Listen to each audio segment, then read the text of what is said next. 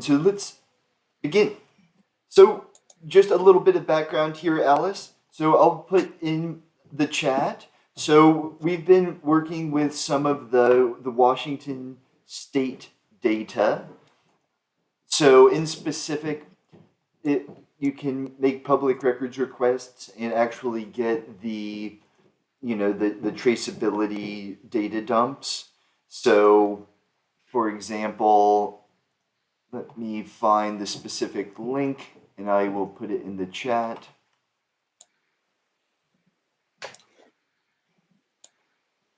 So here you can access, that would be a snapshot of what the data would look like in December. So when was your group created, and what's the goal of the group? So the group is just to sort of share each other, share what we're working on. So all of us are sort of, working like peers, tangentially with the cannabis industry. And so we're trying to do some analysis to just get a better understanding of the industry and of particular markets. So it's a group to bring together, like-minded people that, want to talk about cannabis data. And so it's actually a pretty open-ended group. So at the moment, I've just been sharing some of the work I've been doing. Charles has been doing a lot of data cleaning on some of the data we've been able to come across. And then, some people have come in that were interested in APIs. And today I was going to share with you some data that I was looking at in Colorado a few years ago and see if anyone's interested in that data, and if so, then it may be worthwhile updating it with the most recent data. And are you both involved in the cannabis industry? Yes. Yeah. Well, I can't speak for Charles, but I've started a company, Canlytics, that provides cannabis analytics. Primarily, we focus on providing solutions to laboratories. So we're providing an end-to-end solution for laboratories that need a laboratory information management system. And then we also provide cannabis analytics to producers, retailers, and consumers. Okay. And then, Great. And then, in just part-time, I do some data scientist work for a company in San Francisco that does supply chain management in the cannabis industry. Okay. And what about you, Charles? What's your industry? I'm just interested in data science, and this is a unique data set that not a lot of people have studied, and so I'm interested in looking at it and seeing what I can find. Awesome. Well, speaking of which, let me go ahead and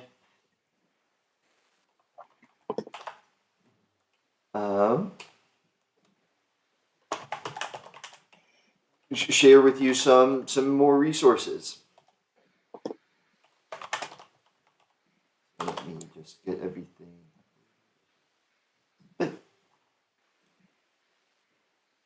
So, I guess I'll just go ahead and start sharing my screen, and we can kick it off for today.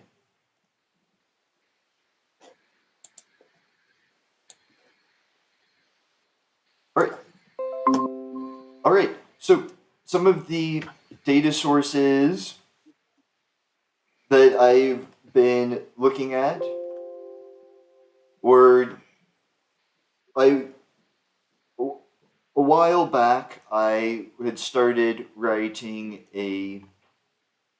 just this paper on, and I was looking at wages. And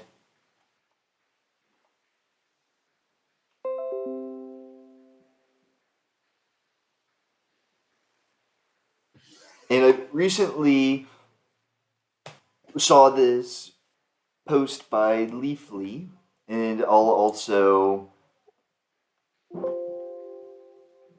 put this link in the chat.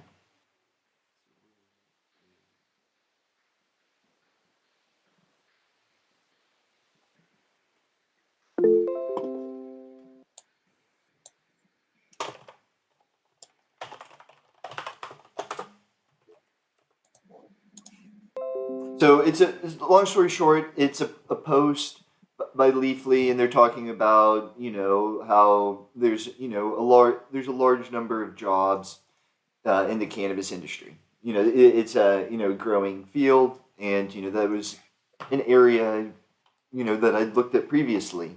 So I thought it would be worthwhile to do some analysis. So the first place we need is just a nice source of data, and no, for no particular reason, but I just chose Colorado. They've been their cannabis industry is fairly well established, and they have a fairly good source of public data. So I'll put these links in the chat here, but there are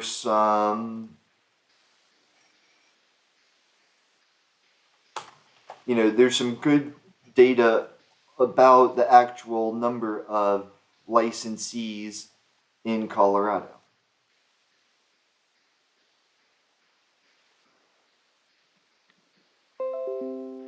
I mean, it's been legal there for quite a while, right? Exactly. So they've had medicinal, I don't want to say how long, but probably more than 10 years. And then the recreational dates back to really the start of 2015. Okay, so there's more data there. Exactly. And so, just taking a quick look at some of this data, you can actually go to the API docs. And so this is useful because you can you can interact with this data, in your favorite programming language. So they even have all these code snippets down here at the bottom. I just tend to use Python, so I'm just going to just show you just a quick example of how to hit this endpoint in Spider, just to show you how to get some licensee data. So it's fairly simple. Just I'll be using Socrates, development tools, and then I'm just going to use an unauthenticated client. However, you can get an API key just for just for authentication. That way, you don't have to be throttled. Yeah. And then the way you really work with the endpoints is there's a unique ID for a given data set. So for example, when we're looking here at this data set, you'll see this ID right there at the end of the URL, and then likewise, the same ID. So, and then, you can just use standard requests, but in this case, I'll just use the client, and you can. I'm just going to get maybe just 10 observations here, but so you can make a request. I'm not exactly sure what type of response object this is.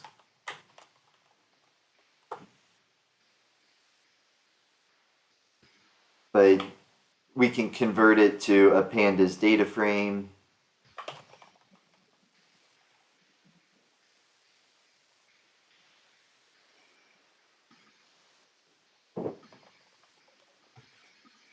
And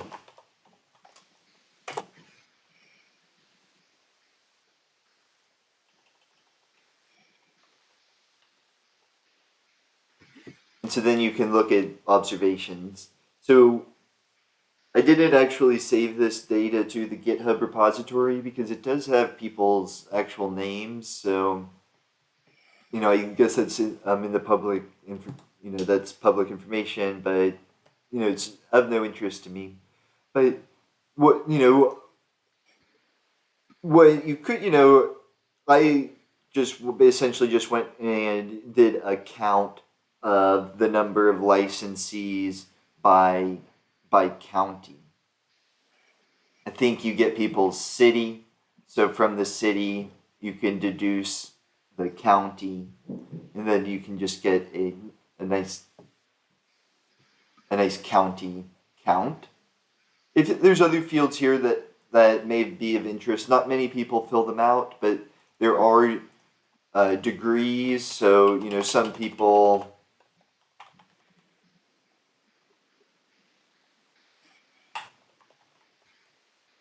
Oops.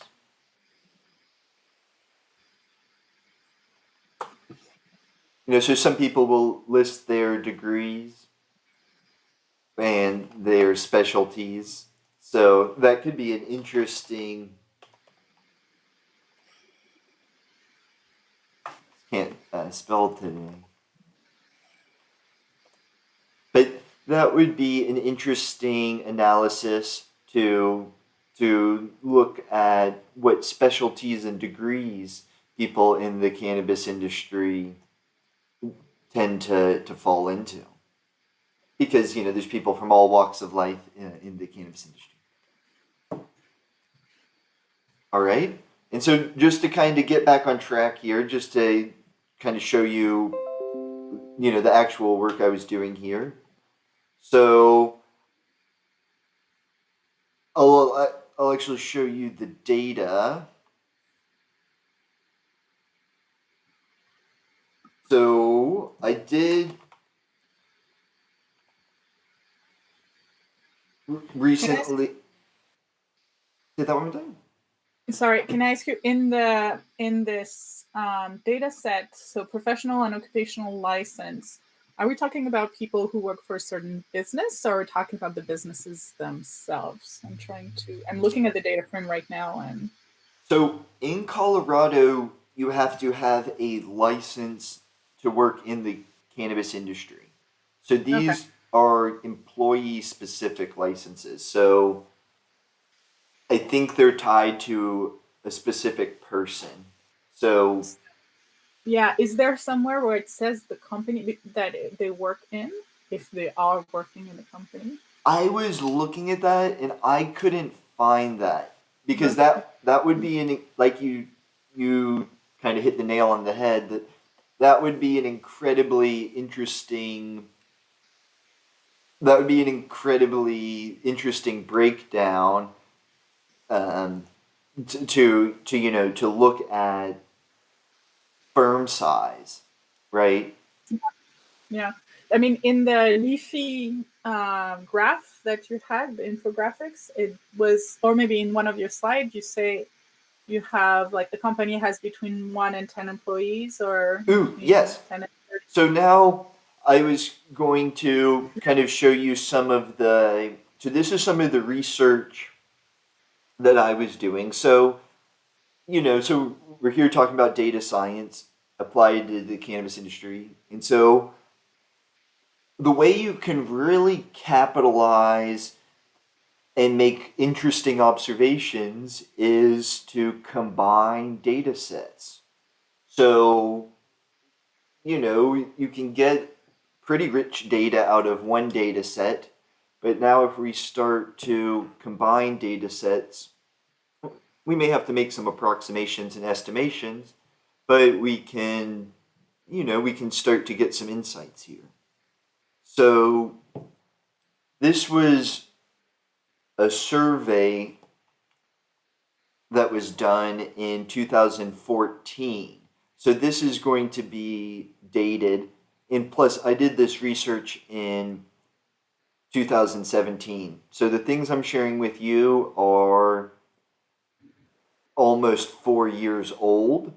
And so it would be worthwhile, and that's why I'm kind of working on them, is because these are things I did 4 years ago, and it may be worthwhile to touch them up with current data.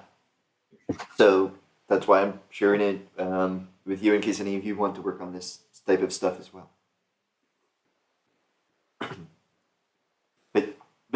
but long story short here, I found this work and well-being survey, and I'll have to share this link after the presentation. But they found this breakdown where you see most company, the majority of companies, have fewer than 30 employees. So you would really consider that a small business.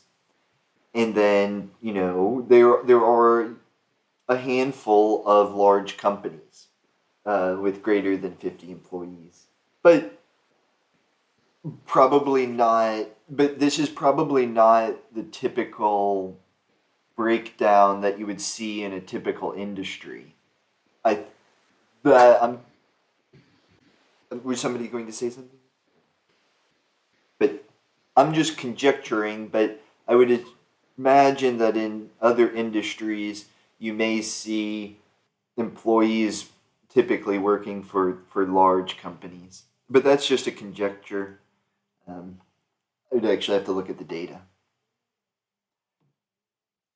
So just to kind of keep moving on here with some of these other just stats that I was breaking down. Ooh, and before I get too far along here, I was just going to basically show you that if you go here to the GitHub, I've got all these stats. So here I'll put this link in the chat. And just to give you an idea of what this data looks like, this is old data. And so one of the subject matters of the day is refactoring, which is taking old code or not the best written code and rewriting it, cleaning it up, making it better. And in fact, that's often how you wind up with really, really good code, is by just cleaning up old code. So here we've got this mess of work that I did back in 2017. And so, the idea is maybe it's time to refactor this, take this code, clean it up, get the data up to 2021, and it could be quite interesting. But long story short, we've got some cool data points here. So remember I was telling you, well, not that I was telling you, you can find, these occupational licenses, this license data here.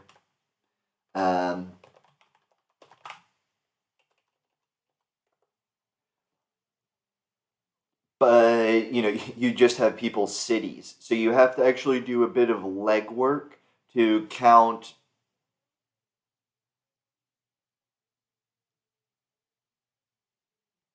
the total number of employees in different places.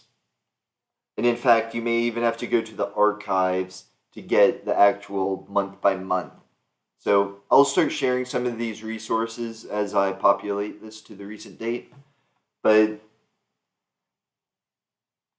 I'll have to share the links afterwards.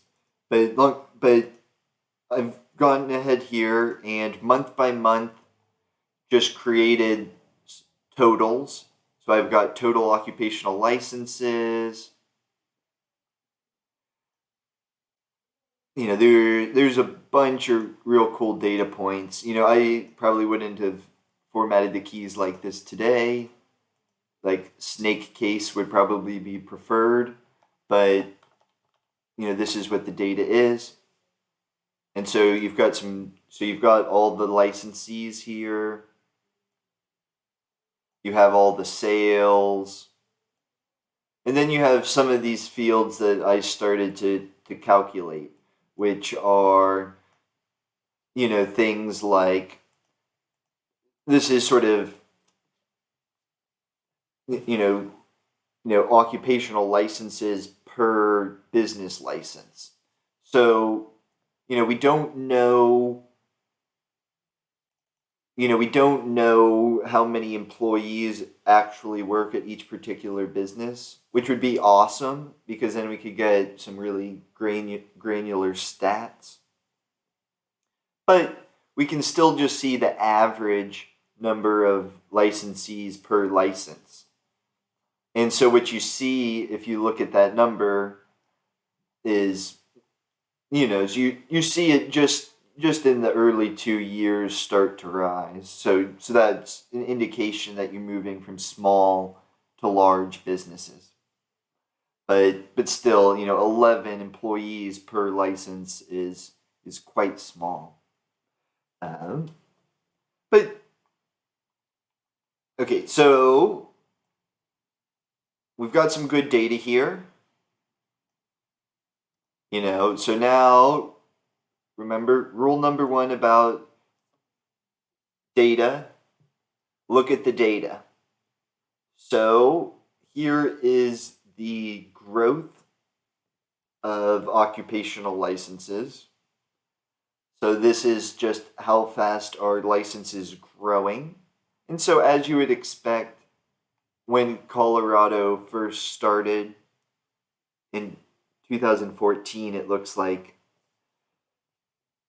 of course, there's a lot of people entering, high monthly growth rate of licenses, and then that gradually diminishes. And so it would be really interesting to plot this out.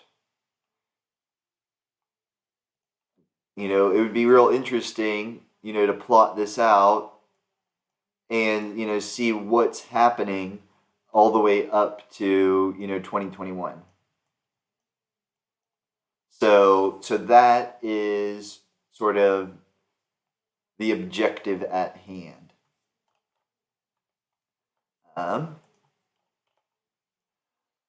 Okay, and so I was just going to show you a little bit of economics. I was sort of meaning to boil it down a little better, but I'll touch on it, so don't let this scare you off or anything. But long story short is I was sort of going to do a little analysis here. And so the way economic analysis really starts is you basically assume that things are produced given some sort of function. So right now I'm basically saying, okay, so what's being produced? It's basically just cannabis flower, right? So that's, cannabis flower. And, it's dependent on something, right? So I was just saying, okay, well, that depends on, the number of, plants.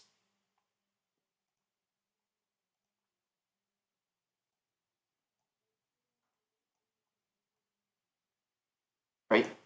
So basically just saying, production, is some sort of function of the number of plants.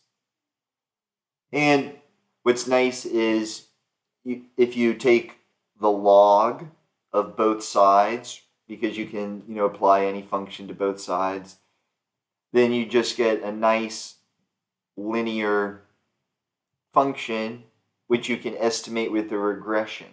So now you can just do an ordinary least squares regression of the log of flowers or sales on the log of plants, and you can, you basically can estimate how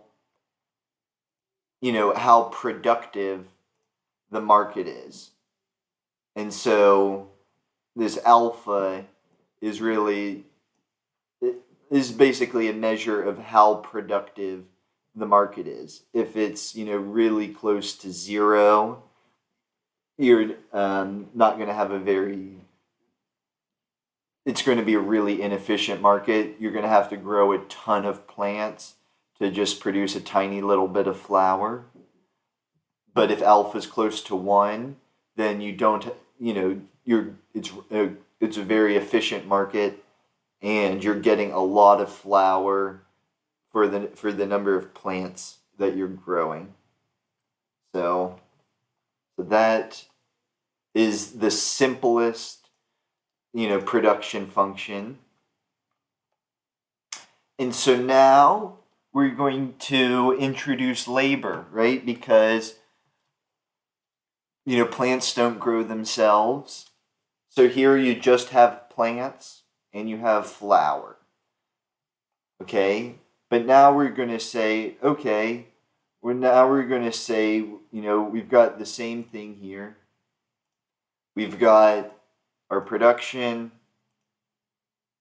It depends on plants, but it also depends on labor.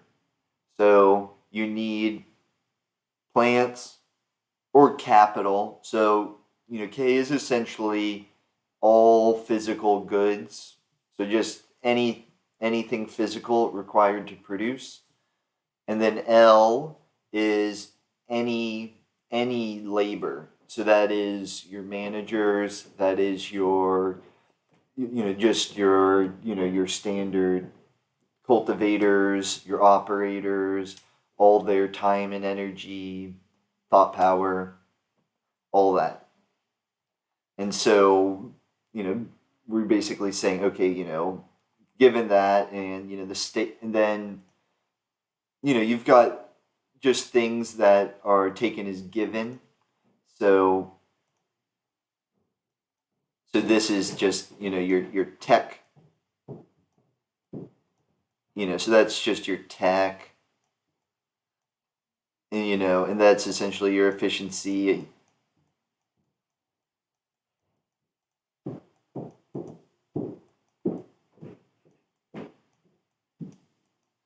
So that's basically your efficiency of capital. And then, beta is essentially your efficiency of labor.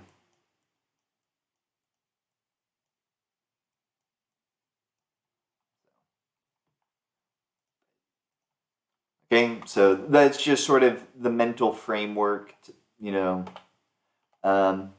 so that's just the mental framework to sort of show, okay, so that's the framework for essentially why we're going to be, plotting the data, like this.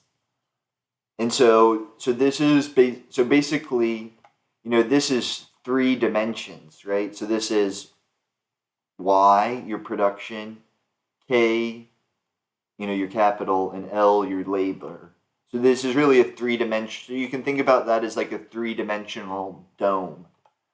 And so this is just two dimensions of that dome.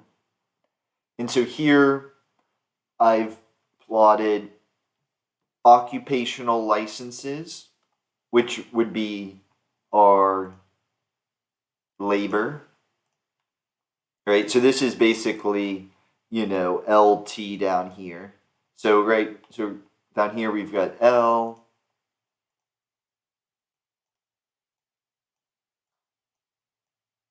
And then up here we've got our production. So, as you would kind of expect, the more labor that's in the market, the more production you're going to have. And it just sort of, we're just beginning to sort of formalize a production function.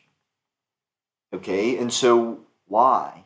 Well, the reason why is we're sort of trying to measure this curve here, right?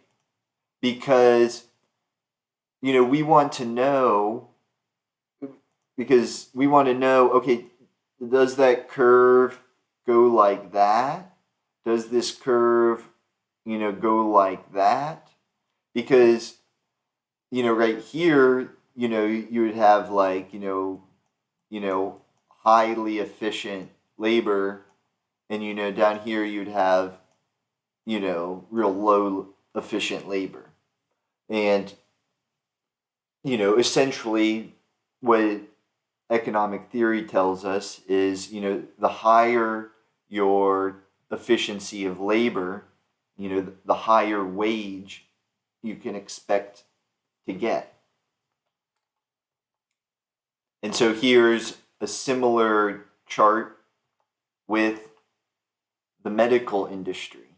And so as you see here you've got a real steep relation between licensees and retail revenue. And here there's not quite a sharp relation. You've got a fairly flat relation between the number of medical licenses and then medical revenue. And so all that would really mean is you would expect that the wage rate would actually be lower in the medical industry than it would be in the recreational industry.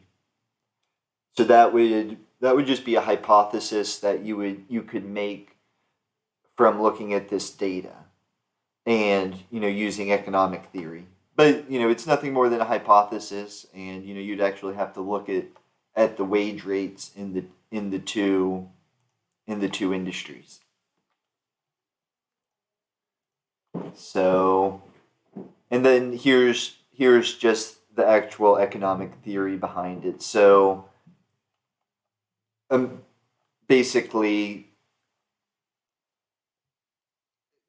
economic theory would suggest that the competitive wage would be the one where you're basically getting paid your marginal product.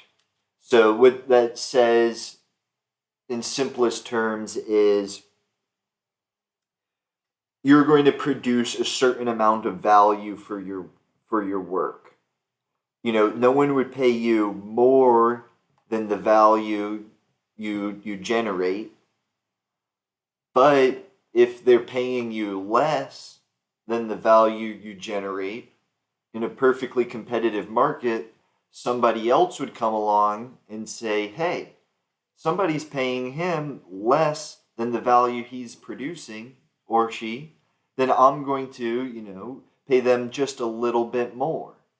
And so that would just keep happening until you're essentially paid the exact amount of value that you're producing. So it's all sort of conceptual, and you would expect that in the real world you wouldn't expect that anybody would be getting paid their competitive wage just because of market frictions and all sorts of factors. So this is an entirely theoretical wage, but it's just a benchmark that we can just use to start estimating. Okay, we don't know people's wages. All we know is retail revenue and the licenses. Is there any way we can estimate their wages, given that data? Well, if you go back to our production function here, so here we have y is kt. Basically,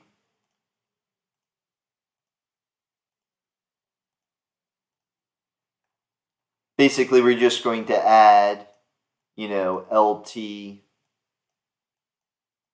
to the beta right there, and then that gets log linearized, down here, and that turns into, beta log LT. So we still have our linear equation where we're just going to take a regression of production, which I'll just call sales. So that'll just be revenue. So we're just going to be regressing revenue on some measure of capital, which I'm calling plants, and then on labor, the log of labor, which I'm calling total occupational licenses.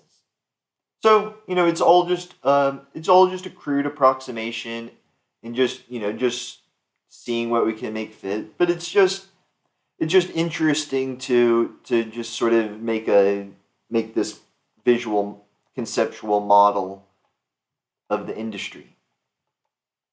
So we're saying, okay, the wage, we can probably estimate it to be competitive. Also so this is just more data. This probably should have belonged earlier. This is just a breakdown of actual positions held. Okay, so we've done the nitty gritty.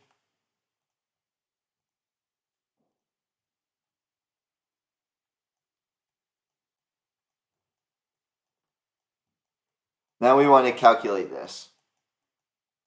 Okay, so I'm going to real quick show you how that would be done. So you're going to import this data here where you've got total occupational licenses, and we also have total revenue. So this is basically going to be our Y, and then this is basically going to be our L, and I believe we have the number of plants.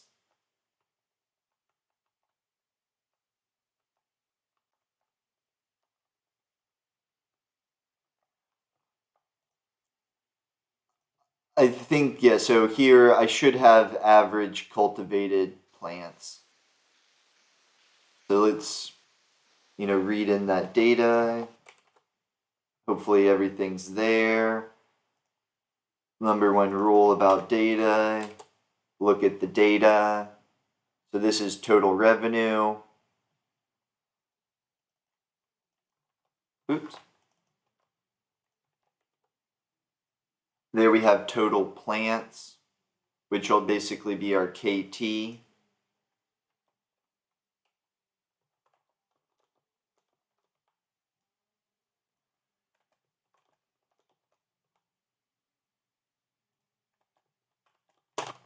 So we've got our YT, KT, and our LT, and so we've got our total labor.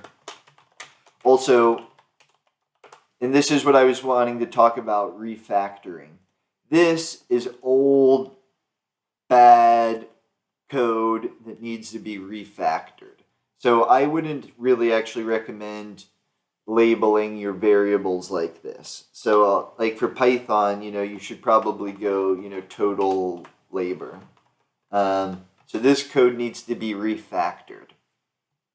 So that is the name, that is the buzzword of the day.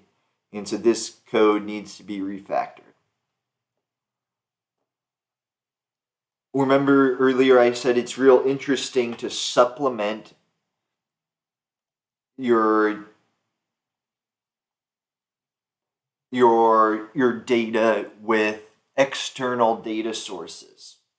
Well, here I'm actually using the Federal Reserve's FRED API, and so I'm not certain I have this. Okay, so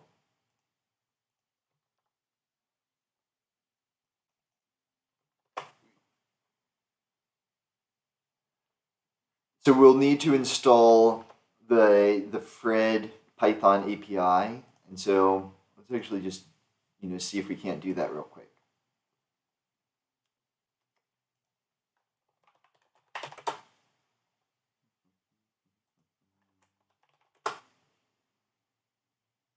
Okay, so I think we can just do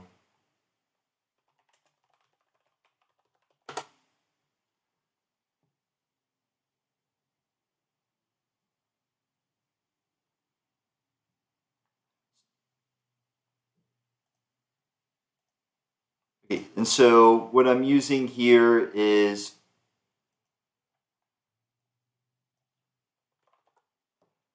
basically the Federal Reserve has this it would be the go-to place if you just need monthly, yearly, potentially even more frequently, but typically the not so frequent series. So, anything from, so this is where a lot of economists get their data. Honestly, I probably underutilize it because there is a bunch of awesome data here, but but essentially right now, pulling the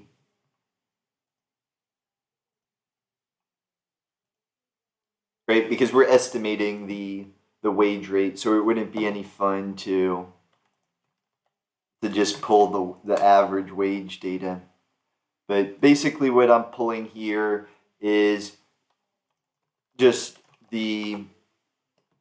this is just the average number of hours a week that somebody would work. Because remember earlier I said, oh, I'm just going to conjecture that they work 40 hours per week. But then I started thinking, and that's not so realistic. And so what you can do is you can actually get the average hourly work week. So like you just slowly getting your approximations closer and closer to realistic. So as you see, it's not people aren't working 40 hours a week on average. It's typical, it's close to 30, 33, 34 or so. Okay. And so this is old code, and let's see if we can still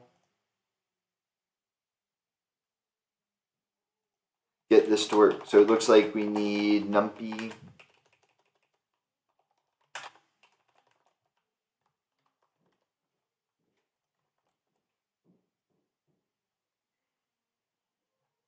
And we need stats models.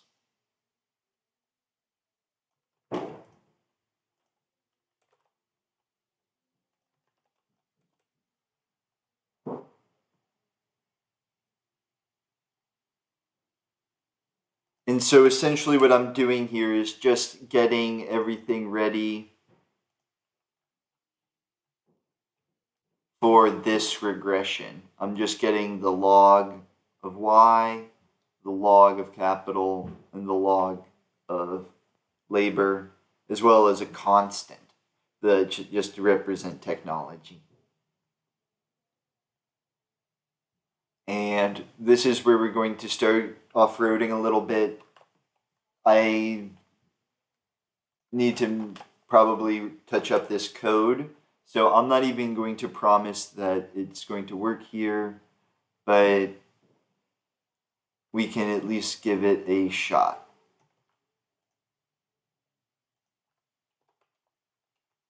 See, it was even written in Python 2.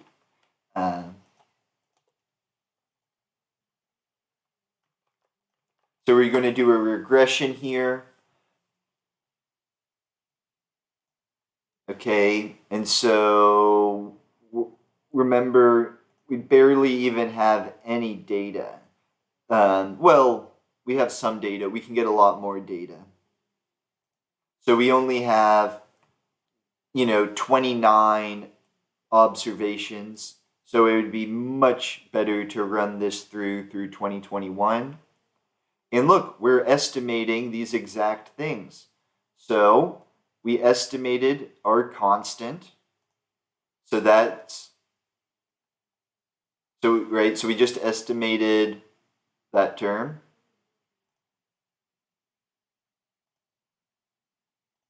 So we just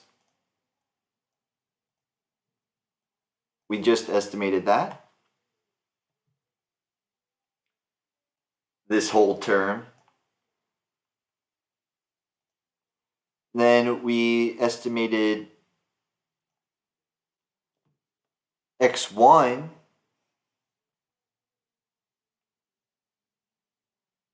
which is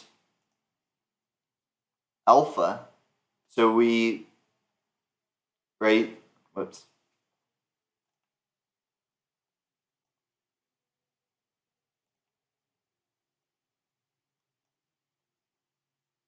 So we just estimated alpha, and we estimated that to be 0.28, and then we estimated beta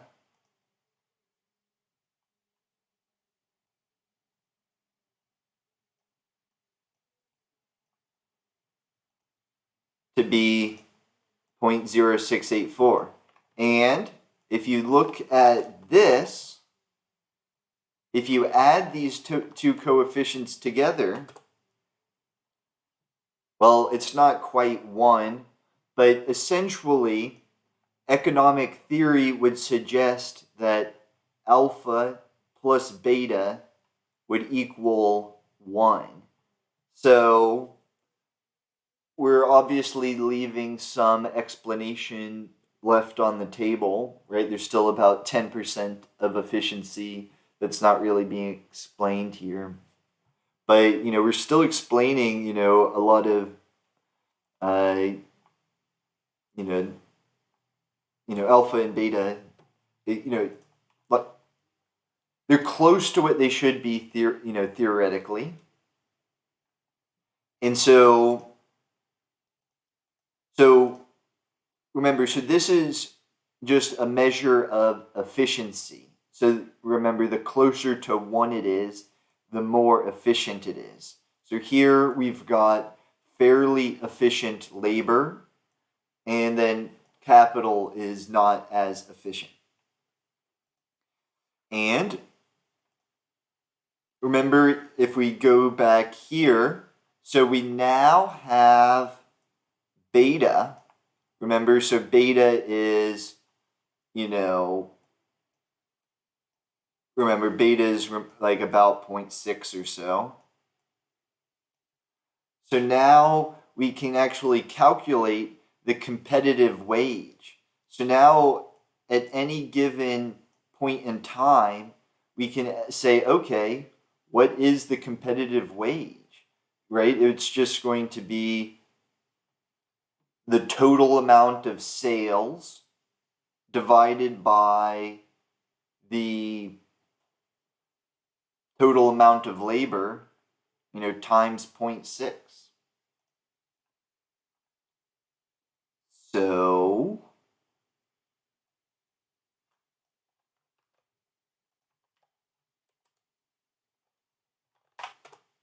we now have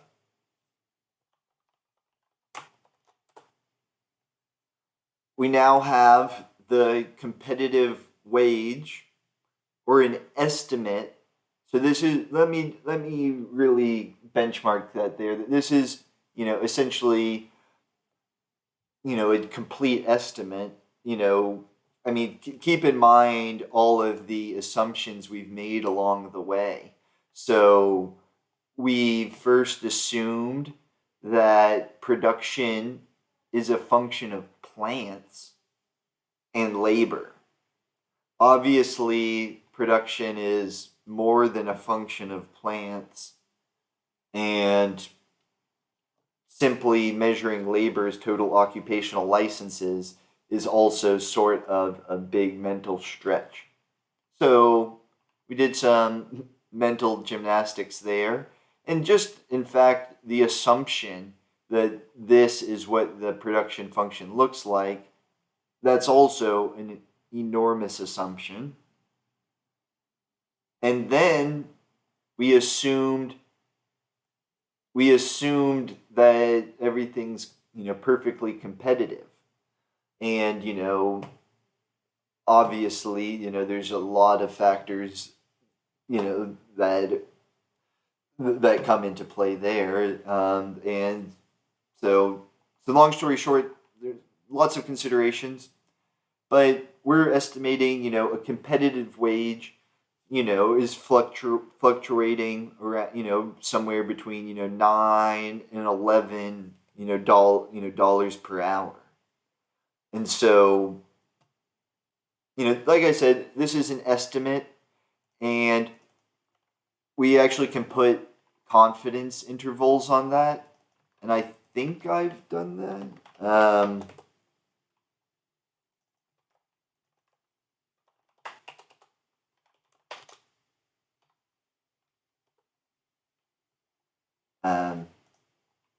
let's try to plot those all in one.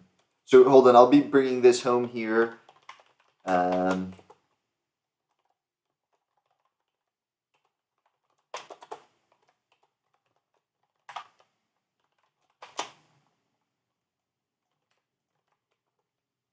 All right, and so here, you could plot this in a more fanciful way, but here we're essentially saying, okay, we think, the real wage, could be anywhere between, 4 and, 18 or so dollars per hour. And so, with our best guess at around, 10, around $10 an hour. And so, this is sort of bringing it home.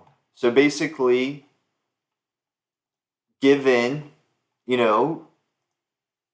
all we were given was this data set here, just the Colorado data publicly available, as well as, the Fred API. We were able to create monthly totals. Then we were able to use economic theory to estimate what a competitive wage may be. And then we estimated it, and then we plotted it. And now, now people can know that, hey, this is what the competitive wage is in the cannabis industry. And I mean, if you're looking at like a competitive wage of, up to, 18 or so dollars an hour, well, that may be why there are a lot of legal cannabis jobs, because you have a high competitive wage. So, I think that brings us to the end of the presentation. I kind of wanted to save a little bit more time for questions, but that's some of the work I'm doing, and now the task is to rinse and repeat with all the data up to 2021. So, Well, thanks. That was really cool. But I have another meeting I have to go to, so okay. I'll see you next week. Oh, definitely. But I'll go ahead and conclude here, and I'll get this recording up, get some of the material up, and I know it was a lot to take in, but it was even a lot for me to take in. I've sort of got to get refreshed on it, but like I said, that's what I'm working on. It's got a lot of cleaning up to do, but there's some interesting insights there to be had. Yeah, definitely. Thank you for presenting that. You're very welcome, Alice. And yeah. So thank you for coming. I hope you got something out of it. Do you have a little bit of time for a question? Definitely, by all means. If you were I don't know anything about economy, so that was a new piece for me. But if you were in a market where things are stabilized and you don't have that many more, like you have more license or less license, like it's very thin variation, and let's say the revenue is more or less the same, then in that plot, the reason you were able to plot revenue versus occupational license and to have this long line is because the market had been growing rapidly, right? Exactly. And so if yeah. Oh no, please continue. If you were in a stable market, you'd have a much smaller plot per se. Oh, exactly. And you hit on something interesting there. So with statistics, variation is key to if you're trying to get some good measurements. So it will be interesting to see and that's why it's so worthwhile to extend this out to the current day is, okay, did the occupational licenses, did that level off? Mhm. And if so, what's the effect on the market? Did the market keep growing? Because if the market keeps growing and then the occupational licenses level off, you'd expect those people maybe to get paid, maybe get paid more. Maybe they're becoming better at their jobs, becoming more efficient or something like that. Mhm. Yeah. That's interesting. Yeah, And that's pretty good.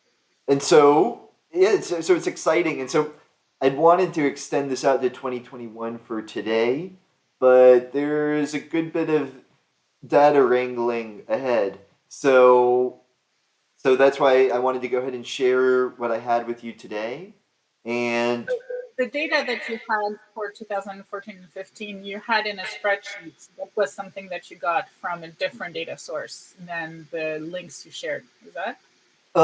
so do you see the GitHub in the chat there? Yeah.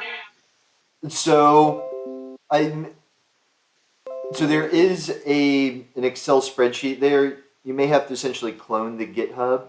If Yeah. you want, I could send you my email afterwards, and then essentially just email you that data set if you would like. Yeah. For me right now, it's more understanding kind of like where you. So I see the Excel. I mean, I see the CSV file on today's presentation data directory. Yes. Um, So but you're saying that to get data up until 2021, then you'd need to do like get the data actually from those websites. exactly. And so here, let me put that in the chat here. But essentially, when I did it, I was looking at archived Excel versions. You may Mm-hmm. be able to do it with that API I was sharing earlier, but Mm-hmm. now that I'm starting to think about it, I think that may just be, at least for the occupational licenses, that may only be a current snapshot. Yeah. So I may have to share with you the links to the actual archives. Mm-hmm. So I actually do. That is actually sort of a gap. So I realized that in my preparation today that I was missing that data source. So I still have to scrounge that up, but I'll send that to you when I get it Sounds because good. I've got it somewhere. I've got the data. I just um, need to find out where I got that online again, so we can get it through 2021. And on the GitHub, you had a bunch of like handouts. Oh yeah. Uh, I This- was wondering about. What were you wondering? Sorry, there's a little. I hear myself on your end. Sorry. Here I can mute myself when speaking. I was saying in the so I'm on the March 10 repository of your GitHub, and there were a bunch of handouts, and I was curious about mapping basics with Bucket. Like you put links to articles. What was the idea for you there? Oh yes. So part of what I'm doing here is I'm just sort of keeping track of just interesting data science slash cannabis data that I come across on a week to week basis. I, I don't know if it's helpful or not, but I just kind of thought that I just was starting to just accumulate things for the group. So just kind of say like, hey, these are things I found in the past week. I think they're interesting. They're worth looking at. Just going to share them with the group because I've got 1,001 pies in the oven, and I may not get to all these awesome ideas and projects. And so I've found that instead of just leaving them to get dusty, I'll just share them because, like for example, Charles was finding some use for the data, and so instead of them just getting dust, I'm just going to share them, and I'll get to them eventually. And then if you want to poke around at them for the time being, have at it. So That's great. So you have past week's presentations in that GitHub so thing. the actual videos I'm still uploading online. So I'm basically creating a web page where I'll just have all the video archives. Like I said, it's on my to-do list, and in fact, it's on my today's to-do list. So you should. I'll check your messages on Meetup, and I'll make sure to. I'll send you the links because those will be coming out the pipeline real soon. Yeah, perfect.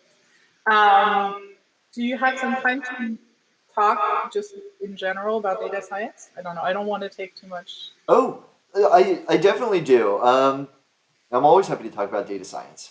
Would Would you want to like schedule like a one-on-one? Maybe, yeah, maybe it'd be better if you have it in your schedule and we can chat.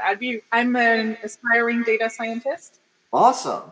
I'm pivoting from physics research, and I've enrolled into a data science bootcamp that I'm doing in a couple of months. And one of the things that they ask us is to build a project. And so I'm kind of looking at different things that, like different data sets that people haven't necessarily looked at a lot. And cannabis data seems like really rich. And actually, I don't know that many people have looked at it. And so I'm thinking that could become my project. If that was the case, then I would work on it probably like 10, 20 hours per week on it. And so I'm trying to see whether it's a good opportunity for me to start getting into. Definitely, Alice. Well, I can definitely point you in the direction of some good resources because, like you said, it may be unparalleled the amount of public data because very few industries are actually regulated on such a granular level. So they're, recording data at every stage. And the public has kind of opted towards a public data approach towards cannabis because, you just kind of want to let people know about it, know that it's going on, measure it. And it's new, so people were able to set up, in some cases, APIs. So there are some awesome sources. Mhm. And like you said, it's basically a fire hose of data, and people are just scrambling at it, and so there's a lot to be uncovered. Okay. Yeah, yeah, yeah. That sounds really exciting. I'm gonna try to comb through a little bit of your GitHub um, um, repo for the past presentations that you've done, kind of trying to understand. Right now, I can see there's a lot of data. I'm still a little bit unclear on what are like the most interesting questions to focus on, and I guess that's your wheelhouse.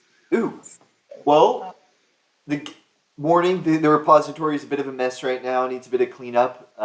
I was just posting things for the time being, but if you'd like, I could think of some things, and then when we speak, we could hammer out, some good projects that you may want to poke around at.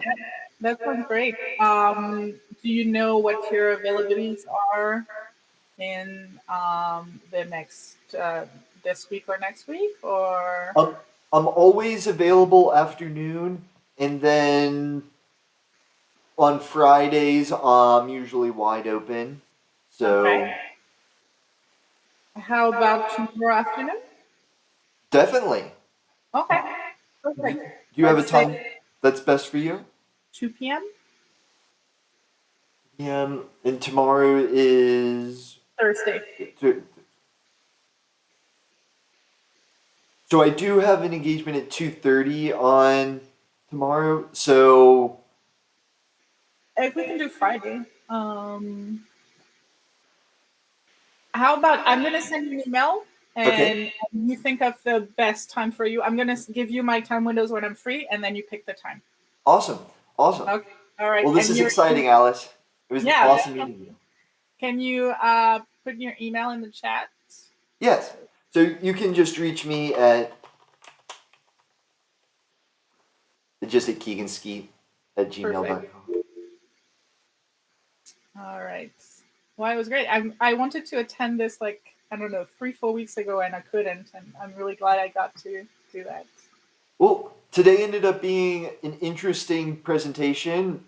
There was a lot in there, but I thought it was an interesting one. But I think it still needs to get cleaned up. But, well, you had the content, and then you had the data science and the coding, and so that was a lot to put in 1 hour. But I definitely like the approach and knowing a little bit more background about the economical science behind it. So that was really interesting to me. Cool. All right, I'll send you an email right away. Nice. Awesome. To meet you. I'm glad you got something out of it, Alice. So I'll look forward to speaking with you. All right. Bye. Have an awesome day. Bye. You too.